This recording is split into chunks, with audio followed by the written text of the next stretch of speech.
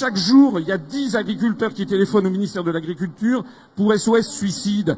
Et le ministère de l'Agriculture a prévu qu'il y avait 22 000 exploitations qui allaient fermer. C'est plus un ministère, c'est quelqu'un qui constate le Titanic. Si je suis élu président de la République, on aura un ministre de l'Agriculture digne de ce nom, comme du temps des années 60, et qui défendra l'intérêt des agriculteurs, c'est tout. Alors vous aimez pas du tout qu'on vous qualifie de petit parti, pourquoi? Parce que nous sommes le 5e parti politique en nombre d'adhérents, nous sommes le parti en plus forte croissance de France. Notre site sur internet upr.fr est le plus consulté de tous les partis politiques français. Et je rappelle qu'aux élections régionales de 2015, on a fait près de 1% des suffrages au niveau national, alors qu'il n'y avait que 2 ou 3% des Français qui nous connaissaient. Et comme je compte bien être candidat à l'élection présidentielle, vous allez voir, les Français qui vont voter pour moi, ça va faire du bruit.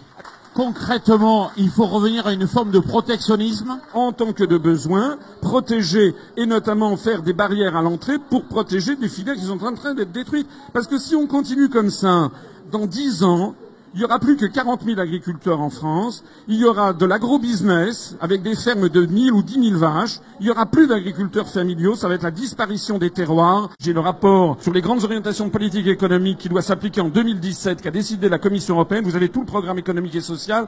Que les Français votent à droite ou votent à gauche, ils auront cette politique-là que les Français ne veulent pas. C'est la raison pour laquelle je propose, et je suis le seul à le proposer, que dès que je serai élu, j'entamerai les procédures de sortie de l'Union européenne par l'article 50 du traité de l'Union européenne, exactement ce que vont faire les Britanniques dans quelques semaines.